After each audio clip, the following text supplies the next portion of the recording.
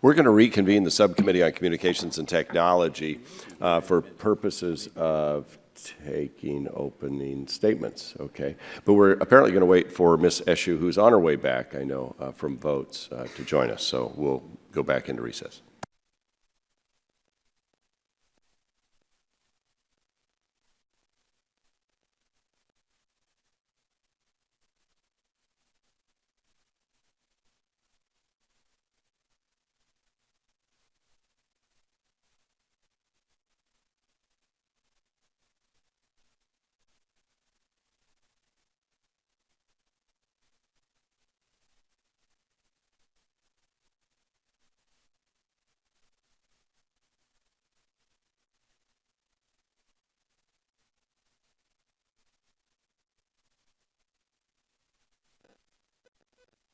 Well, we'll reconvene the Subcommittee on Communications and Technology, and I'll recognize the gentleman from New Jersey for the ranking member of the full committee for his opening statement, and then we'll go back and forth. Mr. Pallone, please go ahead.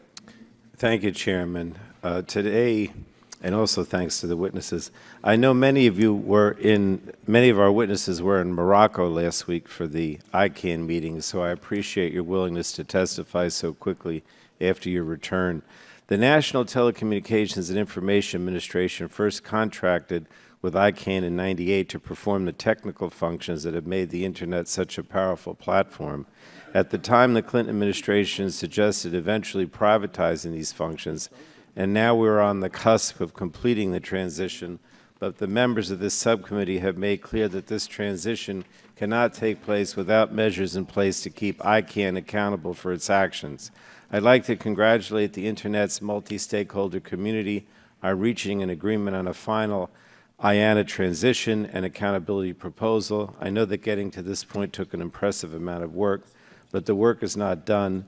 New bylaws for ICANN need to be completed to make the proposal legally binding, and now that we have a proposal, NTIA can begin officially reviewing it. This committee crafted the bipartisan .com Act, which would have given Congress an official role in this process, and the House passed this legislation, but unfortunately the bill has not made it through the Senate.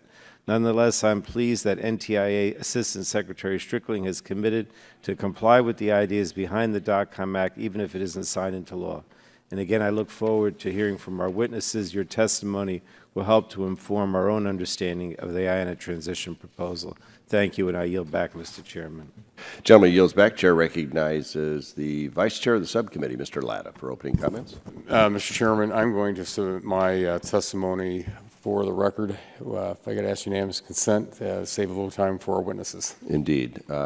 So ordered for all of our members. The Chair recognizes the ranking member of the subcommittee from California, Ms. Eshu. Thank you, Mr. Chairman, for holding this hearing, and welcome to our witnesses. It's wonderful to see you, and we look forward to your words of wisdom today. On the heel of ICANN's 55th meeting, that's a lot of meetings, 55th meeting, I think I go to a lot of meetings, but 55 meetings, right, which was held in Marrakesh. Nice place to have a meeting, I think, interesting place. Earlier this month, I think that there's light at the end of the tunnel.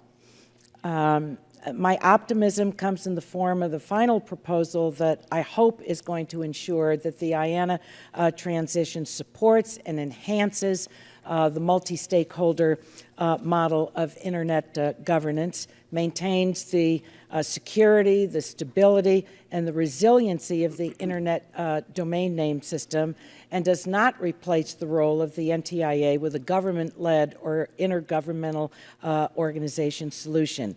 Now, obviously, we know that that reaching this point has not been without hiccups. Let's put it that way. All right? But hiccups can be painful. Those that are afflicted with it. There was a pope, I think Pope Pius the 12th suffered from it. At any rate, thankfully, through this committee's leadership last year, and kudos to the chairman, because he has really ridden hard on this, and I think that we have all benefited by it.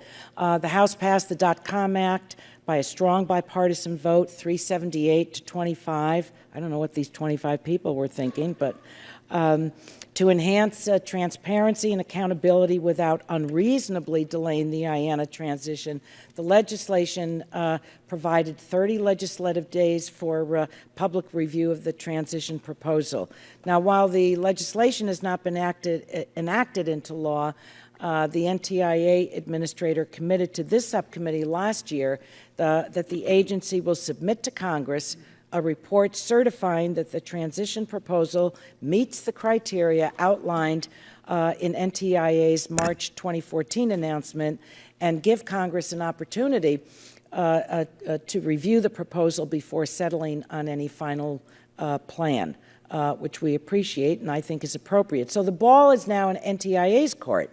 While there's still more work to be done in the 6 months leading up to the IANA contract's expiration, I think with responsible oversight, a successful transition is going to preserve the Internet's guiding principles of openness, security, stability, and resiliency, and ensure that ICANN cannot, sounds a little funny, doesn't it? ICANN cannot be exposed to government capture. And that's been the underlying concern all along, and I think that we're moving closer to it. So I look forward to your testimony. I thank the chairman not only for this hearing, but for all that he has contributed to this process, and the witnesses as well. Thank you, and I yield back. Thank the gentlelady for her comments and her involvement in this whole effort. I'd now recognize the gentleman from Missouri if he wants to make opening comments. No, he does not. How about the gentleman from California, Mr. McNerney? Do you have an opening statement you'd like to? Do not. Seeing no other members of the committee, we can move on to our witnesses panel today. Thank you again, not only for being here and sharing your insights and wisdom, but also for your, for many of you, your incredible involvement in the process itself. We'll start with Mr. Steve Del Bianco, the Executive Director of NetChoice. Mr. Del Bianco, thank you for being here. Please go ahead with your opening comments. Chairman Walden, Ranking Member Eshoo, members of the committee. Again, I'm Steve Del Bianco, Executive Director of NetChoice, and I'm deeply involved at ICANN as the policy chair for the business constituency there. And I also represent commercial stakeholders on the working group that developed this accountability proposal that we're talking about today. I was before you 2 years ago when you held the very first hearing after NTIA announced the transition plan, and I'd like to credit Chairman Walden in particular for steering us towards stress testing to figure out the way forward. I also spent many hours with GAO as they scrutinized our stress test approach pursuant to your letter request. And then I was before this panel last May as you were refining your .com Act. And you should know that your approval of .com brought a standing ovation at the ICANN meeting in Argentina last summer. Now, a standing ovation for the U.S. Congress. Put that in the record. Is there video of that we could replay somewhere, please? And the .com Act gave us, the community, leverage over ICANN to get these bylaws adopted and implemented before letting go of IANA. ICANN's board committed twice to do that last week. Now, does the end of the IANA contract somehow mean that the U.S. is giving away our Internet, as I heard from a presidential candidate? Not really. In the 1980s, American engineers came up with a recipe for Internet protocol, and they gave that recipe to the world. So Internet engineers anywhere around the planet could construct a network using that recipe and connect to other networks. The U.S. doesn't own that Internet any more than Ireland owns the recipe for Irish stew. They don't. And that's a St. Paddy's Day reference. The U.S. then created ICANN to internationalize and privatize management of the DNS. And over 18 years, the U.S. government has helped ICANN to mature, protect it from UN encroachment, and to mitigate government power. So government power was the subject of a stress test that I presented to you 2 years ago, the infamous Stress Test 18, where the Government Advisory Committee in ICANN could change to majority voting for its advice and thereby place ICANN in the untenable position of arbitrating among sovereign governments who don't agree with each other. So in response to that stress test, we placed significant curbs on GAC advice. GAC's advice to the board will require full consensus, that's broad support, in the absence of a single formal objection. And we raised the threshold for the board to reject that advice from 10 out of 16 votes from the 9, a small increase. And we created an independent review process to challenge ICANN's adoption of any government advice. and we don't allow the governments to block the community's pursuit of that challenge. So the governance, or GAC, has unquestionably lost power in this transition in our response to Stress Test 18. And your staff report for today's hearing describes the opposition of governments, including France, Russia, Spain, Switzerland, Argentina, and Brazil. Now, to replace the leverage historically held by NTIA, we designed an empowered community. It's a petition and escalation process to challenge any ICANN action, to approve a change to fundamental bylaws, and to even spill the board of directors. We invited all of the advisory committees and stakeholder organizations in ICANN to be part of this empowered community. We included governments there because we created a place for governments at the multi-stakeholder table when we set up ICANN. And had we excluded governments completely, I'm afraid you'd be grilling us today about how it is that government has no role at all in a multi-stakeholder world. And had we excluded governments, that would be exhibit number 1 for the United Nations and ITU to show why they needed to take it over. It might be years before we actually turn on the power for the empowered community, since its main purpose is to challenge an ICANN decision, but that power will be there when we need it. We have some serious implementation work left in the next few months. First, we have to ensure that the draft bylaws match our proposal.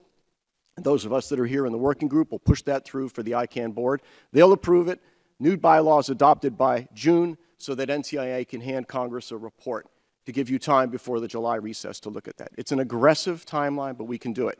Let me close by extending on an analogy I suggested to you 2 years ago. I said to you to think of this transition in terms of a car and a driver, that the domain name system is the car, designed and built in the USA in the 1990s, and the license plate on that car reads IANA.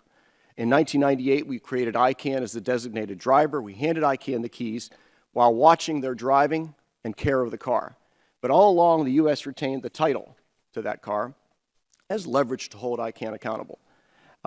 It is not, however, sustainable or necessary for the U.S. to hold that power forever in a post-Snowden world. So this transition signs over the title, but there's a little permanent lien on the back that says IANA customers can take it back if ICANN fails to deliver. And our accountability group, Mr. Chairman, is going to slap a little bumper sticker on the back of that ICANN car. How's my driving? Contact 1-800-ICANN Community or go to the empoweredcommunity.org if they're not driving correctly. Nice.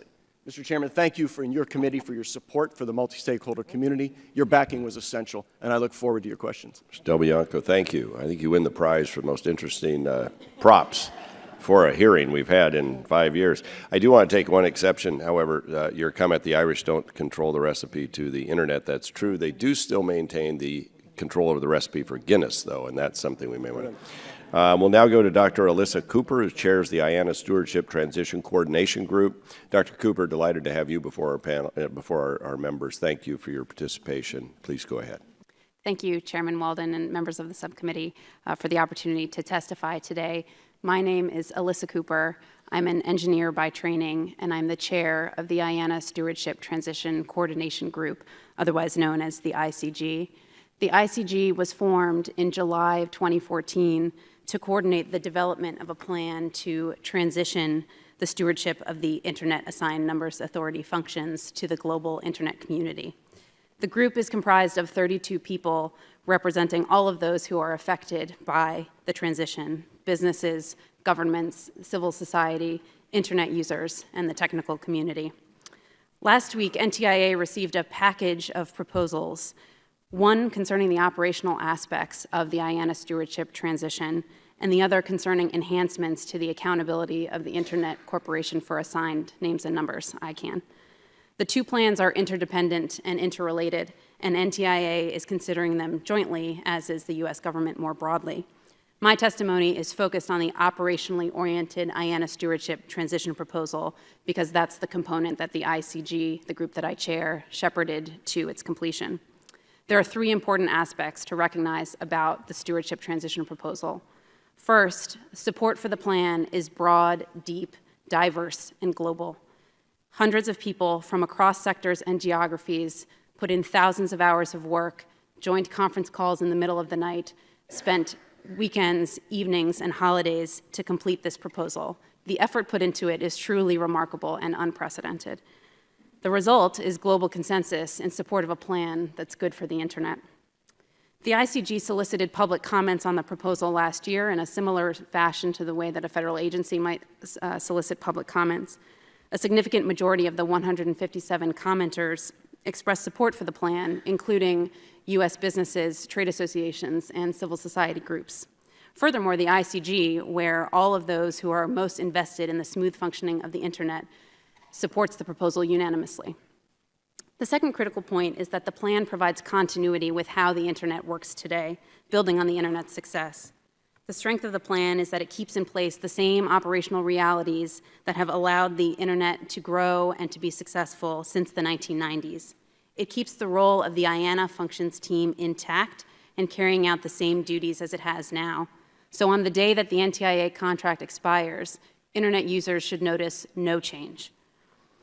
Furthermore, the Internet works because a diverse set of organizations and individuals choose voluntarily, without any mandate, to have their networks interoperate with each other. Implementing the transition plan will be an important step in aligning the oversight of IANA with this collaborative and decentralized approach to Internet operations, rather than relying on authority derived from any single government's contract. The third and final critical point is that the plan meets the criteria established by NTIA at the outset of the transition. I'll focus on 3 of these criteria for brevity. Number 1, the plan supports and enhances the multi-stakeholder model by leveraging and extending existing multi-stakeholder processes and arrangements.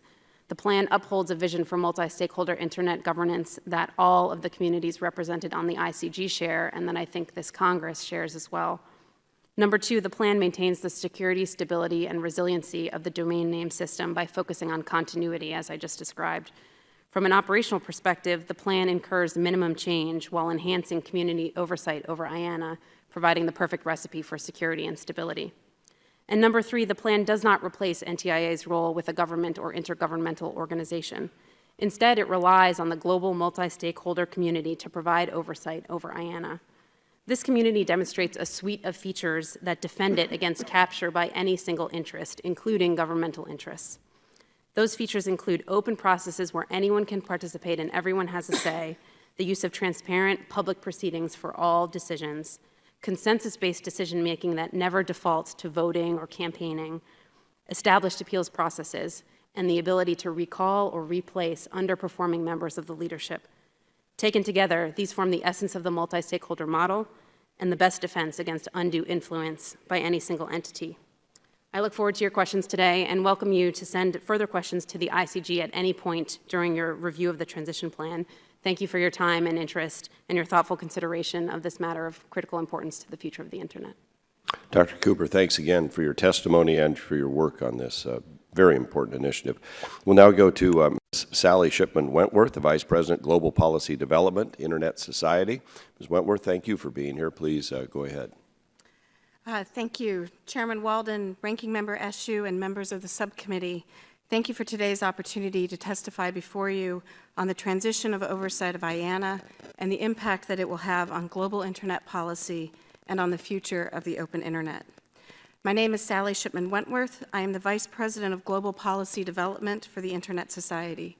The Internet Society is a global organization with more than 80,000 members and 116 chapters worldwide. It is also the organizational home for the Internet Engineering Task Force, and in its March 2014 announcement, the NTIA identified the Internet Society as a directly affected party to this transition. 2 years ago, the NTIA announced its intent to transition the administration of the IANA functions. We now believe that we have reached a necessary and important step in ensuring the continued, uninterrupted operation of the global Internet and in laying the best foundation for its future. We strongly support and endorse the resulting IANA Stewardship Transition Plan and the recommendations to enhance ICANN accountability that have been delivered to the NTIA. Taken together, this is a plan that, first, ensures the continued stability and security of key technical functions that are a core part of the smooth operation of the Internet. Second, it provides a path forward for strengthening ICANN's accountability to its community. And third, meets the criteria set by the NTIA in its original announcement. Through a global multi-stakeholder process that engaged industry, civil society, the technical community, governments, and many others, the community has reached consensus on a proposal that we believe will provide operational stability, reliability, and continuity for the global Internet. Mr. Chairman, the Internet is a transnational, borderless network of networks comprised of countless individual networks that voluntarily connect around the globe. The basic architecture of the Internet that we all rely upon every day is global and distributed. No one entity, government or otherwise, controls it. The governance of the Internet reflects this distributed approach. This model of governance is often referred to as the multi-stakeholder model. In essence, this is a way of getting things done that is bottom-up, inclusive, transparent, and that ensures that the relevant expertise can be brought to the table to solve hard problems. Like the Internet architecture itself, multi-stakeholder Internet governance ensures that no one stakeholder captures or takes over the Internet at the expense of others. The management of the IANA functions from the earliest days of the Internet through to the present embodies a multi-stakeholder model based on distributed coordination and transparent governance. The proposal before the United States government ensures that the multi-stakeholder systems that have facilitated the security and stability of the IANA functions remain strong and intact. Policy development for the IANA functions will remain distributed among 3 organizations: the Internet Engineering Task Force, the Regional Internet Registries, and ICANN, who will each continue to employ multi-stakeholder processes to develop and manage the Internet identifiers. The stewardship of the IANA functions will be carried out by ICANN, itself a multi-stakeholder entity. Importantly for this subcommittee, the transition proposal directly addresses concerns about capture or control of the IANA by any one stakeholder, including governments. Any multi-stakeholder process must be vigilant about preventing capture. In the transition proposal, no single party has undue control, and there are protocols in place to prevent any individual, organization, or government from seizing jurisdiction or excluding others from the stewardship process. In conclusion, I want to leave you with one key message. The Internet Society firmly believes that the transition plan that was sent to NTIA upholds the processes and principles that have served as a foundation for the Internet's growth and development to date. The communities have worked hard to ensure that the IANA functions will continue to operate in a predictable manner, consistent with the need to maintain the security, stability, resiliency, and openness of the Internet. And finally, Mr. Chairman, I want to use this opportunity to thank this subcommittee for its steadfast support for the multi-stakeholder model and for your continued engagement to ensure a smooth and stable transition of the IANA functions. Thank you. Thank you, Ms. Wentworth. We appreciate your involvement and your testimony. We'll go to Audrey Plonk, the Director, Global Security and Internet Governance Policy for Intel Corporation. Ms. Plonk, we're delighted to have you here this morning. Please go ahead. Chairman Walden, Ranking Member Eshoo, and members of the subcommittee, thank you for the opportunity to testify today. My name is Audrey Plonk, and I'm Intel's Director of Global Cybersecurity and Internet Governance Policy. And I am very pleased to address the committee on the important issue before you, the transition of the IANA to the multi-stakeholder community. Intel fully supports Congress's commitment to multi-stakeholder Internet governance. Part of that commitment is to respect and abide by the work of the multi-stakeholder communities in developing the IANA transition proposal. Intel believes that the proposal meets the requirements articulated by NTIA in 2014. But first, I'd like to provide some background on my experience at Intel and our commitment to an open, global, interoperable, trustworthy, and stable Internet. As the Director of Global Cybersecurity and Internet Governance Policy, I lead a global team of policy experts focused on Internet policy issues like governance, privacy, and security. As a world leader in computing innovation, Intel sees technology as more than just a practical tool. We design and build the essential technologies foundational to the world's interconnected computing devices. Connectivity to a global, open, interoperable, trustworthy, and stable Internet is critical to realizing the promises of a new and even better connected computing era. And successful multi-stakeholder governance is critical to provide the stability that the market needs to continue investing in the Internet and American technology innovation. I testified before this committee last spring on stakeholder perspectives on the IANA transition. In my testimony, I described how Intel's business plan assumes that the Internet will continue to grow at rates similar to that experienced in the last 15 years. This growth will make it possible to accommodate the Internet of Things, wearable computing, natural language recognition, nanotechnology, quantum computing, and virtual reality. Intel's views on the transition are simple. We support it, and we believe it meets the conditions outlined by NTIA in 2014 for a few reasons that I want to highlight. One, the proposal has broad community support, as evidenced by approval of the multi-stakeholder community last week in Marrakesh. Two, the proposal supports and enhances multi-stakeholder governance models in several important ways. It removes a single government from any disproportionate role in oversight. It creates mechanisms to prevent capture by any single group of stakeholders. It creates additional mechanisms for the community to engage in internet governance. Two, the proposal meets the expectations of the constituents of the IANA services, as evidenced by the relationship documents drafted by the 3 IANA communities and ICANN through their establishment of oversight mechanisms to ensure performance levels of the IANA registries. 3, the proposal maintains security, stability, and resilience of the Internet's domain name system in numerous ways. Technically, it changes little. It will be business as usual. It provides for a sole designator model that was chosen precisely to support stability of the organization while also empowering the community. It establishes the post-transition IANA to maintain the registry of domain names. ICANN will contract with this PTI to maintain the numbers and protocols registries as well. Importantly, the PTI has been structured so that it can be separated from ICANN. Numerous committees will be established to monitor performance of the IANA during implementation and throughout the transition.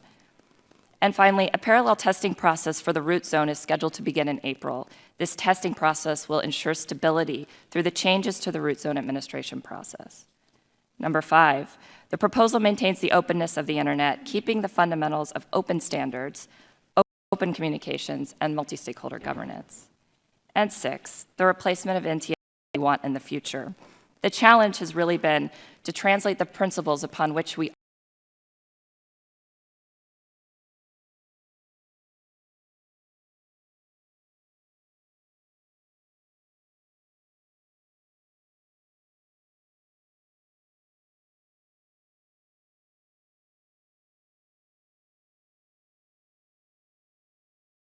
through the changes to the root zone administration process.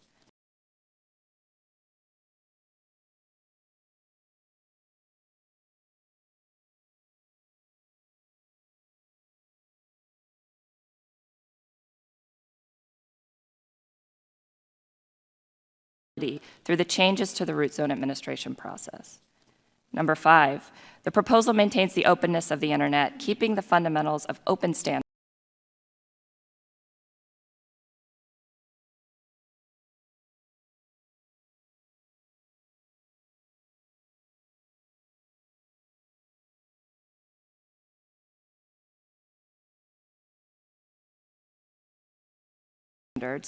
open communications, and multi-stakeholder governance. And 6, the replacement of NTIA we want in the future. The challenge has really been to translate the principles upon which we testimony to this subcommittee last year, and we very much appreciate the opportunity to be here again. Last Thursday in Marrakesh, the Internet community forwarded to NTIA the IANA transition plan. This was a significant achievement.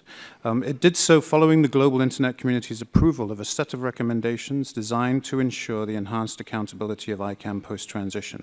This package, the IANA transition and the recommendations for enhancing ICANN's accountability, is quite simply a remarkable achievement for the multi-stakeholder community. Of course, the work on IANA stewardship and ICANN accountability was anything but simple. Replacing the oversight role of NTIA and changing the governance structure of an organization as unique as ICANN has been complex and at times, I must admit, quite daunting. Yet the multi-stakeholder community has risen to the challenge. That means all parts to that community, businesses, governments, the technical community, civil society, academia, and individual users have risen to this challenge.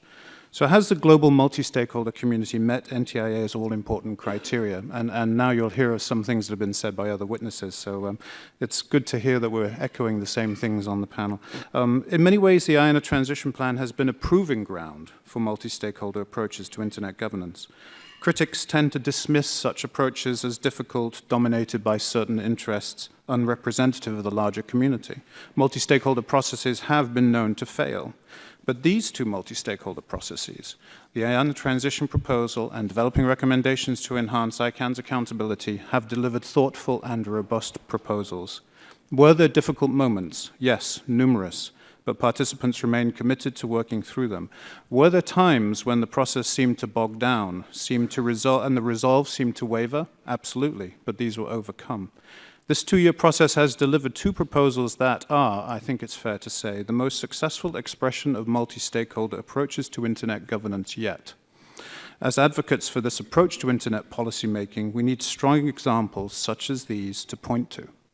The successful delivery of the IANA transition and accountability recommendations should encourage stakeholders to pursue multi-stakeholder approaches to policymaking with renewed interest and commitment. The two working groups involved have also demonstrated that open, transparent, and inclusive processes work. These characteristics are essential to ensuring that the openness of the Internet is maintained.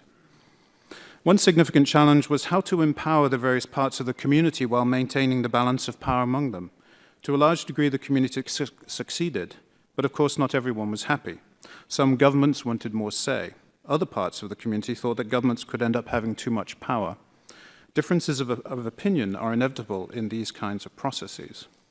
What was important is that the community has delivered a transition plan that does not replace the role of NTIA with a government-led or intergovernmental solution. In fact, it's far from it. The community has delivered a transition plan that empowers the whole of the multi-stakeholder community, which has been the goal of the process from the very beginning. And last Thursday, no stakeholder and no part of the community objected to delivering the IANA transition plan to NTIA, and that says a lot right there. The guidance that the transition must not imperil the security, stability, and resilience of the Internet has also been foremost in the community's mind. The IANA plan emphasizes continuity of operations by having ICANN be the IANA functions operator post-transition. At the same time, the plan provides mechanisms for the community, and particularly the global customers and partners of the IANA functions, to ensure that ICANN meets agreed performance targets.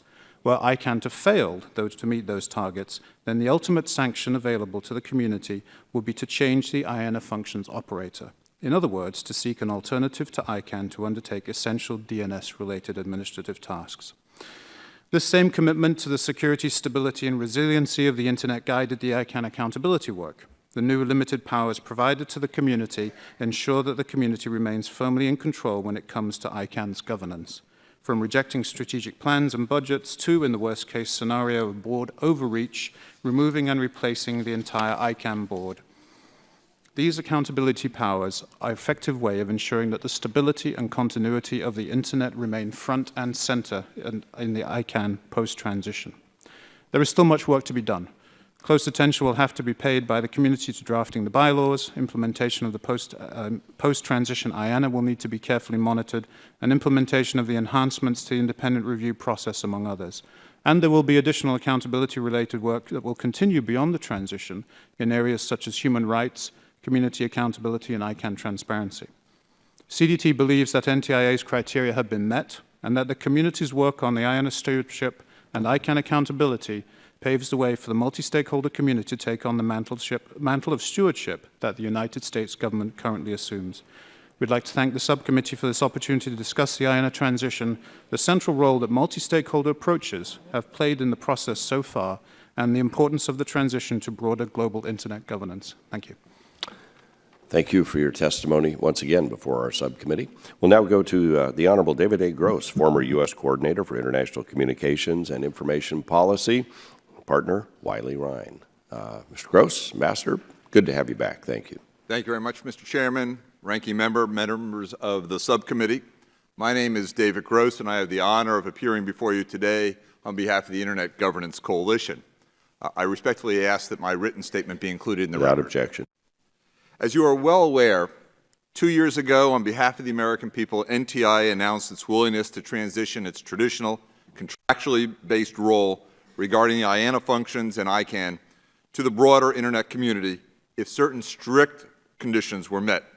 My fellow panelists, with their deep expertise, have been discussing many of those technical aspects of the NTIA requirements, and how they relate to the Marrakesh agreements. I would like to focus on the requirement that is of paramount importance, and that is the role of NTIA and the U.S. government not be replaced, now or in the future, by a government, group of governments, or an intergovernmental entity. This issue is particularly close to my heart, as I had the great honor of leading the U.S. government's efforts for about 8 years, when virtually every other country in the world questioned the legitimacy of the U.S. government's role regarding ICANN and sought to replace the role of our government with the United Nations, the ITU, or some other governmental entity. Because of the hard work of many people, including the passage of unanimous resolutions by this House, we were able to defeat the efforts of those other governments. Without doubt, that was the correct decision for both the United States and for the world. Because of the additional hard work of many people, including tough negotiations during the past few months, the proposal that has been sent by the Internet community to NTIA for review does what we, for many administrations, have sought to accomplish, to ensure that no other government or intergovernmental entity can replace the U.S. government. This is a significant accomplishment. In my opinion, the role of governments regarding ICANN post-transition will be even less than it is today. For example, formal GAC advice will require unanimity, so any country, including the United States, can keep the ICANN board from having to even formally consider governmental advice. Similarly, the scope of ICANN's jurisdiction will be formally limited to its original purposes, so that there is no reasonable way for governments or others to expand ICANN's activities beyond its technical remit. And because of the carve-out, the GAC cannot even be involved in the formal consideration of review of its advice. But let me be very clear. The remarkable success of this initiative does not mean that we can all rest assured that governments will not try to exercise control over important aspects of the Internet. As an initial matter, we all need to focus closely on the actual implementation of the Marrakesh agreements to ensure that they are done correctly and completely. But just as importantly, I believe that, assuming these changes are made and ICANN no longer is viewed by governments as a place for them to try to exert control over Internet governance matters, those governments seeking such control will move from trying to use ICANN and its processes to look to other organizations and forums instead. The role of governments in Internet governance is not going away. I hope that the Internet community and this Congress will remain vigilant to ensure that wherever those issues are raised, we are ready to act strongly and effectively to ensure that the Internet remains a global mechanism for people to work, to play, to learn, to innovate, to express themselves freely, and to make the world a better place for everyone, regardless of where they live. Thank you. Thank you, Ambassador. Once again, thanks to all the witnesses. I'd like to ask unanimous consent to submit the following documents for the record: a statement from the Heritage Foundation outlining remaining concerns, the IANA transition, a statement from the Internet Infrastructure Coalition supporting the transition of the IANA functions to the global multi-stakeholder community, and a paper from the International Center for Law and Economics on assuring accountable Internet governance. That objection, those will be entered into the record. One of the questions I know that Heritage has asked is they don't think there's enough time here. And so to the panel, the transition proposal is currently being reviewed by NTIA, but much work remains for a transition to actually occur. Do you all think it's realistic that all the work is accomplished before the existing contract expires at the end of September? Why or why not? And do you believe an extension of the contract is necessary? And if you can be fairly brief on that, because I got a couple other questions I'd like to get to if time permits. Mr. Del Bianco. Thank you, Mr. Chairman. The answer is yes, we can do it. We have finished the hard work of a report that has been cleared by all of the multi-stakeholder members. We now have to match bylaws to that report. We've got high-paid lawyers, both for ICANN and for the community, and they need to come together roughly a week from now with a draft that we can review. If that's done, the only other step is to implement the setup of certain corporations that I think Alyssa can talk about, and creating panels. Okay. We can do that in time to get this transition completed. All right. I don't know of too many low-paid attorneys, but anyway, go ahead. Dr. Cooper. Yeah, so I agree completely with what Mr. Del Bianco said.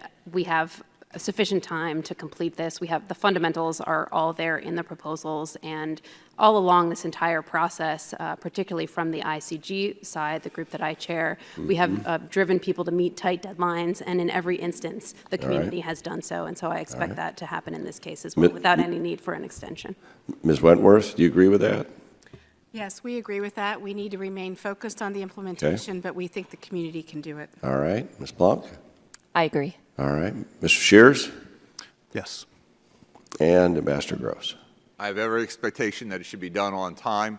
We've testified before that it should happen no earlier than when it's ready to happen, but I have every You expectation think we'll get that there? will be ready. And the contract does not need to be extended beyond September. Okay. Mr. Del Bianco, I'll go to you, and if you want to follow up on that, you can. Just, Mr. Chairman, a very tiny amount. I believe that Secretary Strickling has said on many occasions that come middle of August, if it's not implemented and the bylaws aren't adopted, that NTIA would extend the contract. So we do have a safety valve if things are not in place. Perfect. So back to you, Mr. Del Bianco. At the April 2014 hearing we liked the idea of the stress test. We've talked about that this morning. How does the community's proposal address the stress test where a majority of governments try to steer ICANN policies? How is that going to work? Thank you, Mr. Chairman. That was the infamous stress test 18, and governments were very upset at the solution the community came up with. We suggested that for GAC, the Government Advisory Committee, to enjoy its privileged advice to the board, that they would need to adopt their advice through broad support in the absence of a single formal objection. And this would mean that only advice that carries that special deference would have to be approved by all governments. The second thing we did was suggest that they had to attach rationale to their advice, and ICANN's board, should it choose to reject that advice, would only have to enter into a conversation of trying to find a mutually acceptable solution, but they wouldn't actually have to reach one. Finally, if the board itself lacked, I guess, the backbone to stand up to GAC advice, the community reserves the ability to challenge the board's acceptance through an independent review that could block and undo bad advice that came from governments. All right. Ambassador Gross, if I could ask you a question. There was much debate in the lead up to ICANN 55 about the so-called GAC carve-out. My understanding is that this means that when the GAC forces consideration by the ICANN board of an issue through consensus advice to the board, that it would not be permitted to act as a participant in the community powers related to that advice. Is that correct? That's accurate, and that's consistent with what Steve discussed as well, and I think that's an important consideration going forward. And so back to you, Mr. Del Bianco. That means that either the GAC can exercise the privileged position it's always had at its disposal when the governments of the world are in agreement, or it can be one of the votes in the empowered community, but not both, correct? That's correct, Mr. Chairman. All right. So in practice, this means that the governments or the world are prevented from having two bites at the apple. All right. Perfect. I know we've got other members that have questions, so I'll yield back and recognize the gentlelady from California, Ms. Eshu. Thank you, Mr. Chairman. Kudos to each one of you. I think today's testimony is not only so well thought out, but I'm very optimistic after listening to you. I mean, there is a common theme that runs through the testimony that each one of you gave, so thank you very much. My first question, based on listening very carefully to what you testified to, how airtight is our case? You know, there's an awful lot of talk today about backdoors and the intelligence community and the whole debate on encryption and all of that. But given the work that's been done, you have all expressed enormous confidence based on, again, the work that's been done. And I just want to make this observation, too. I think what was embedded in your testimony is like holding a mirror up to our country, because what we're all working toward, what you're working toward, have worked so hard to do, is to make sure that the internet is a reflection of democracy in its full bloom. That's really what this is. So, number one, how airtight do you think our case is? Do you think that we're close to imperviousness? And if that can't be achieved, then what is it that we need to be on the lookout for? Whomever would like to start. I can start if people are okay with that. I wasn't going to ask this question, but after listening to you, I'm So to me, departing from the what I was best- going to ask. Yeah.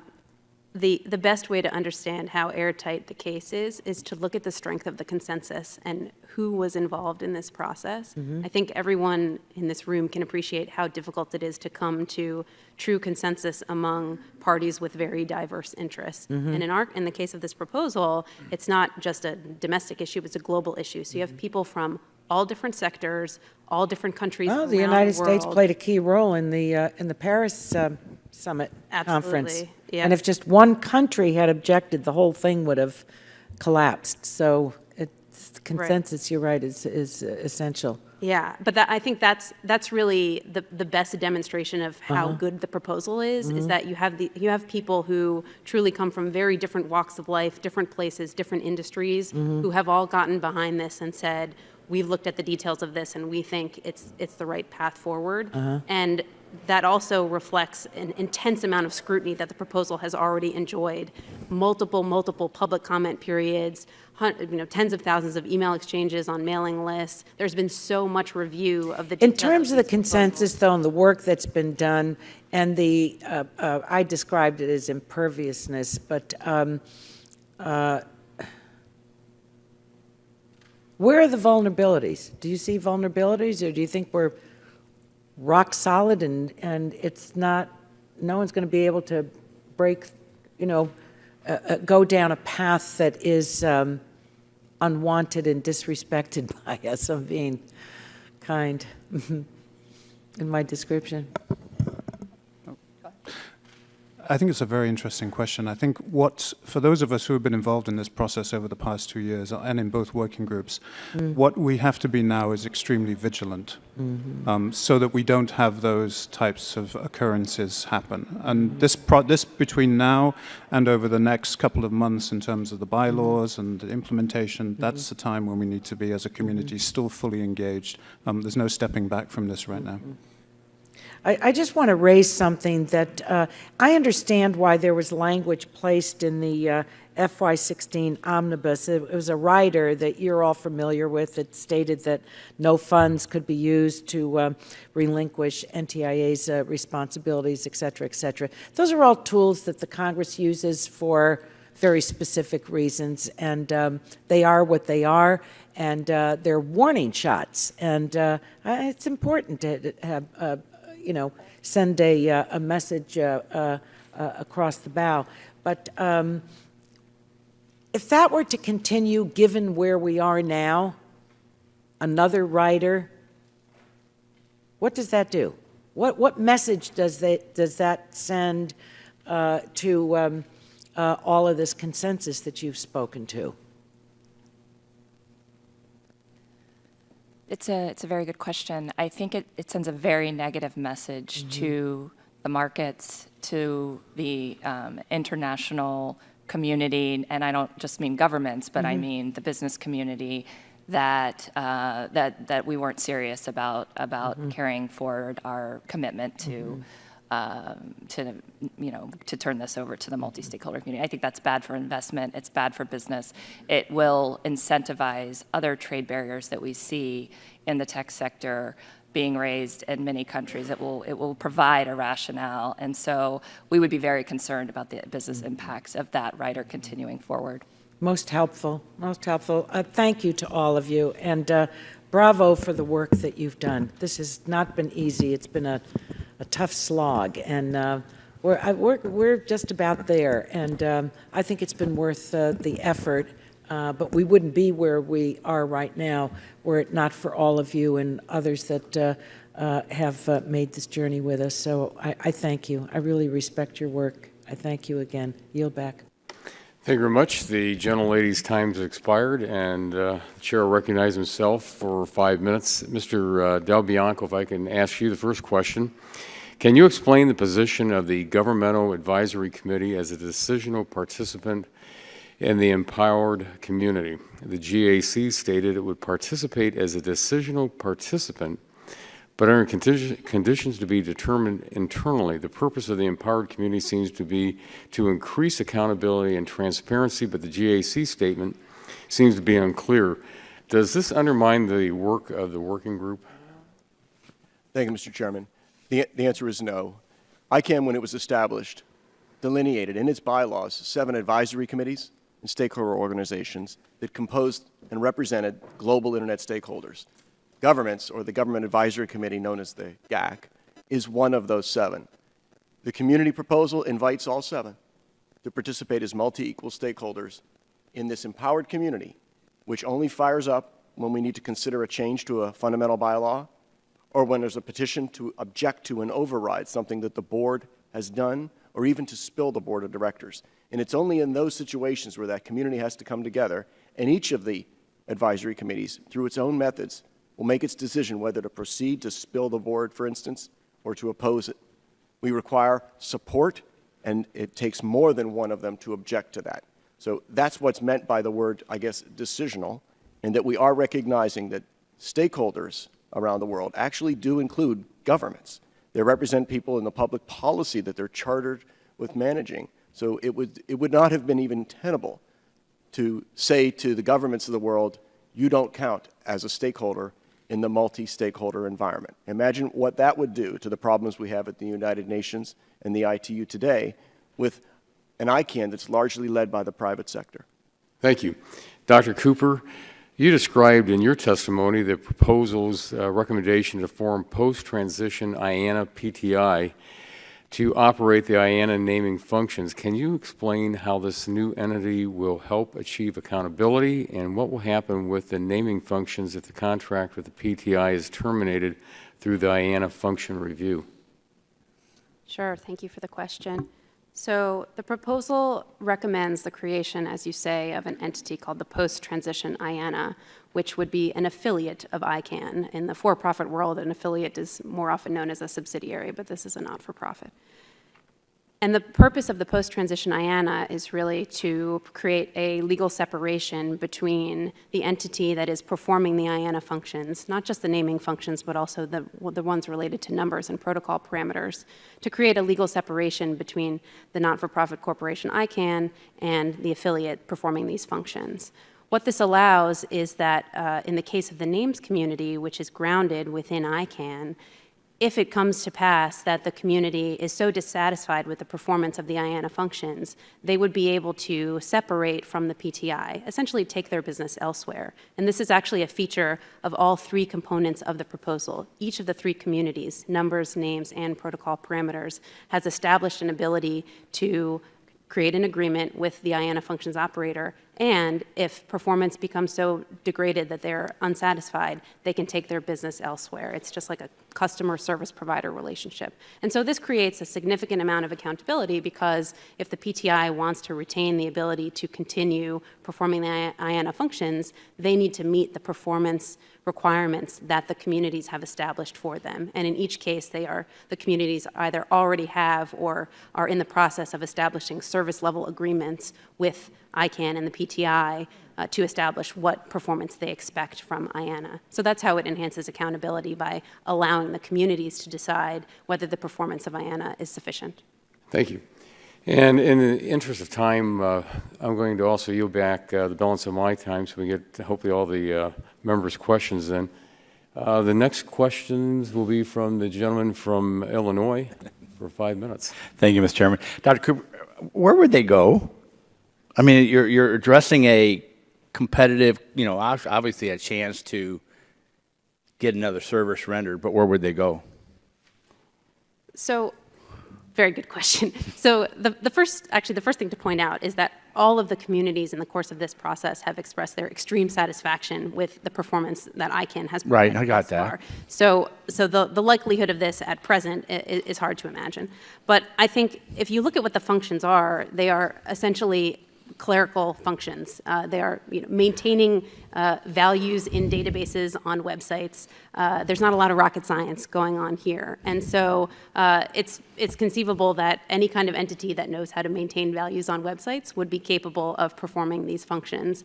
But as I said, the communities have expressed their satisfaction, and thus, as far as I know, there's no plans in the works. I was just interested in the weaving of the story there, and I didn't know if there was a competing alternative option immediately available, but you would say soon there could be. Someone could step up and do that. Right. I mean, it's a team of 13 people Right, I got who it. perform secretarial functions, so you could imagine other organizations would be able to carry out the task. Thank you. We're in a much better place than we were, obviously, 2 years ago. We appreciate your help and support. And I think had it not been for the Senate not doing their job, which I feel they should, we would have a little more clarity and a little more strength. But we are where we are, and we appreciate the testimony. But we've got to continue to do our oversight. And I think even without law being passed, there'll continue to be oversight by, obviously, us and other interested parties until the whole relinquishing of the authority occurs. So the one concern still out there is the transparency of ICANN's interaction with government officials. You're already ready for this, so Mr. Del Bianco, you want to address that? Congressman Shimkus, you weren't here earlier when we not only thanked the committee for the .com Act, backing the community as you did, and telling ICANN they had to adopt our bylaws or the transition wouldn't happen. But at the Argentina ICANN meeting last summer, standing ovation for the U.S. Congress for backing the committee. Hey, my primary just ended, so I guess it's okay to say that, but that may not be helpful. Got it. So you asked about transparency, and I held up earlier the bumper sticker we're going to put on the back of the ICANN car of how's my driving. But Congressman, that will only work if we can see what they're doing. In truth, ICANN's management from time to time gets adventurous outside of the guardrails we've put up for that car, such as setting up and planning for the Net Mundial conference, something that was done from the inside, top down, and we didn't even know about it until months afterwards. So what we need is transparency about ICANN's interactions with governments and intergovernmental agencies. And that is, in fact, locked into our proposal as one of the work stream 2, which is things that will occur after the transition, because we have the leverage to force them through if the board and management of ICANN didn't want to take on new transparency measures. Yeah, and I'm glad you mentioned that, because my follow-up was any other outstanding issues in work stream 2 that we know of? Congressman, the other members of the panel would love to chime in on that. We have 7 different streams in work stream 2. Transparency is one of them. We have one on human rights. We have a handful to do with accountability of the actual stakeholder organizations to the people that we represent. So we have a lot of work to do, but we have scored, through your help, the leverage to hold ICANN's board and management to whatever improvements we come up with in work stream 2. Great, thank you. And I'm just going to end for other colleagues who need time. But Ambassador Gross, just to finish up, you're obviously of the panel here, you probably were, as many of us were, very skeptical. It sounds like you're not as skeptical and you think this all can happen as intended. But you probably agree that there still needs to be oversight and watching of the process. Would that be fair to say? That'd be more than fair to say. In fact, I'd go slightly further. That is, as I think everyone has testified today, implementation is key. We have the framework. Still a lot of hard work to be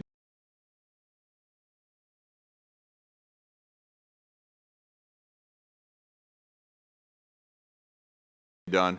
But the other piece, and I think the piece that has animated you and others here for many years, is to watch these issues as they go away from ICANN and they seek to find home on Internet governance by governments trying to be active in this area in other organizations. The threat is still there. The need for involvement and oversight will be as strong as ever. And thank you all. Great work, and I appreciate this, us being involved together with this. Yield back. Thank you very much. The gentleman yields back, and the chair now recognizes 5 minutes. The gentleman from Kentucky. Thank you very much. Thank you all for being here. We appreciate it. First, I'm going to try to go quick, too, because of time, but Ambassador Gross, it was addressed at the last hearing with NTIA and ICANN, the importance of the U.S. keeping .mil and .gov for our government's exclusive, perpetual, and no-cost use. How can we ensure this happens within the timeline of the transition? I think others will be able to address that issue as well. But I think basically the key here is the government will continue to be involved, that those issues will remain there, and I think there's no doubt but we'll be able to keep those issues. Okay, and if you can elaborate on the more general timeline for the transition, and if any, and as you do that, if anybody else wants to add on what my question about .mil.gov, I'd appreciate it. Sure. I'll work backwards. The expectation, as we've all testified today, is that by September 30th, which is the expiration of the current contract, that all the work should be done. There are a number of things that have to happen in between. Not only does this Congress have an opportunity to review what's going on and decide in its wisdom whether to act or not, we will have, and of course nothing happens until NTIA makes its independent determination about whether or not its criteria have been met. That process is now ongoing. And importantly, as many people have indicated, there are a number of very important and complicated implementation pieces, including bylaw changes and drafting and the like, that need to be done before anything goes forward. Okay. Anybody want to talk on the .mil.gov? Thank you, Congressman. I think that's an ideal question to put to NTIA's administrator when undoubtedly this committee will be meeting with NTIA at the conclusion of their report sometime in early June. And they're doing interagency reviews, so you can bet that GSA and DOD and different agencies of the government will want to secure a permanent lock on .mil and .gov. And that would be a great time to understand whether those documents have been produced to the satisfaction of the interagency review. All right, thank you for your, and I have one more question, Ms. Plunk. You discussed in your testimony the root zone manager contract. When will this be developed, and what is the time frame for implementation of testing in a new contract? Thank you for the question. My understanding is that, as I said, there will be a parallel testing process that will begin in April. The ICG report requires a public review time for the contract when it's drafted. So sometime between April and June, there'll be a 30-day public review. And then once the transition is approved and finalized and Congress has had their 30 legislative days, all the various contracts, including the root zone management contract, will be signed. That's my understanding. Thank you very much. And Dr. Cooper, you have any comments on or anything you'd like to add, I guess? Yeah, just one additional detail is that the ICG proposal does require some form of written agreement between the root zone maintainer and the IANA functions operator, and it's my understanding that that agreement is in development and will be made public on very short order. So all the ducks are in a row as far as completing the necessary written agreement. Okay. Well, thanks to you both, and thanks to you all. This is informative. Appreciate it. I'll yield back. Thank you. The gentleman yields back, and the chair now recognizes the gentleman from Ohio for 5 minutes. Thank you, Mr. Chairman. Dr. Cooper, I've heard from folks in the accounting industry that they have had difficulty registering domain names for the worldwide CPA community. And we've heard a lot about the need for accountability and transparency throughout the development of the CCWG accountability proposal. Can you describe the process of developing the plans for the operational communities? Were stress tests used to ensure the criteria of NTIA were met?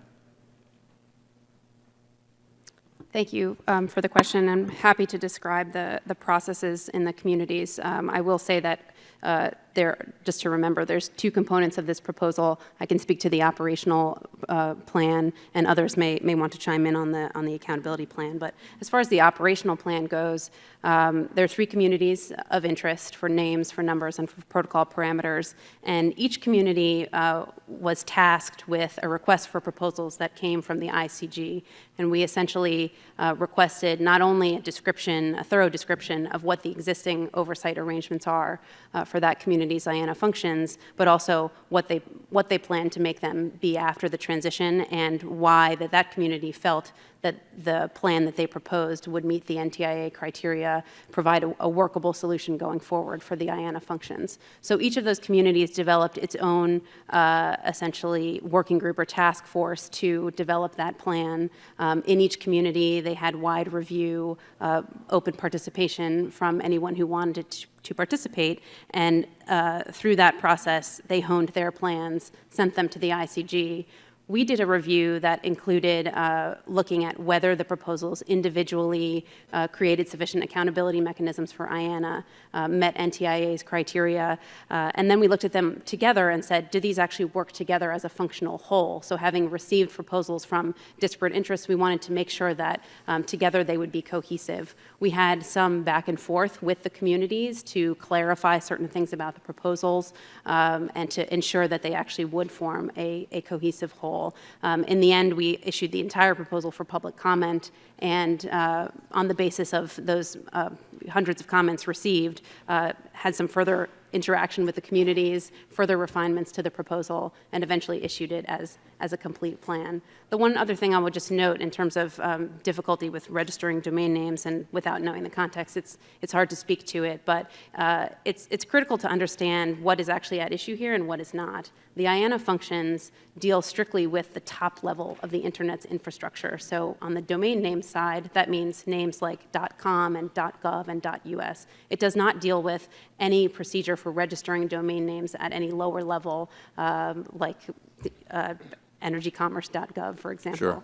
And so that's an important distinction to keep in mind, that the IANA functions are actually very limited in terms of what they provide to the Internet and the community. They're very important, but they're very limited, and other issues related to other functions are out. All right. Well, you know, I know that the appeals process is part of that overall attempt to improve transparency.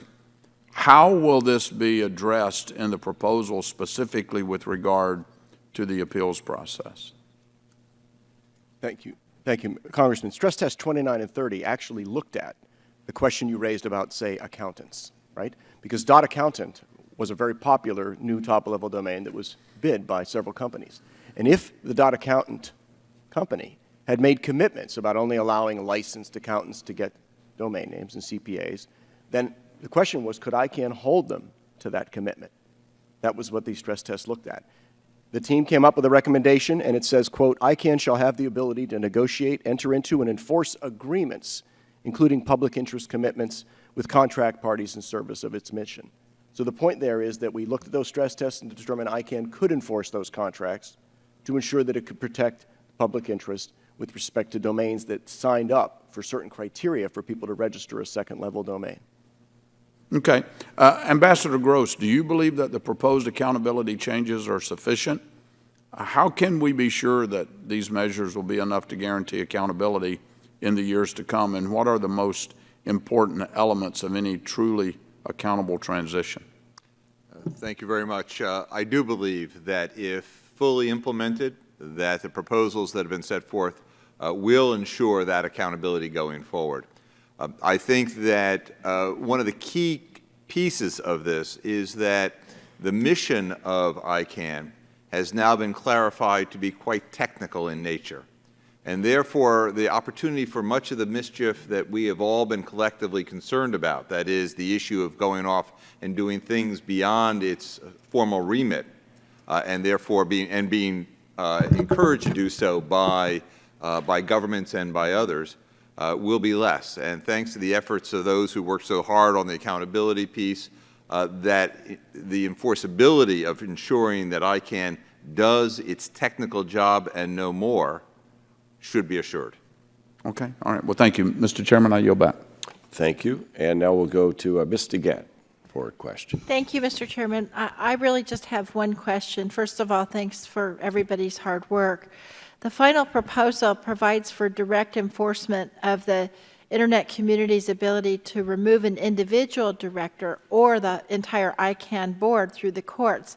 Can somebody talk about how that's going to work and how that would play out if the proposal was adopted? Don't all volunteer at once. Happy to, Congresswoman. Thanks. This was a very powerful discussion on the CCWG. I imagine.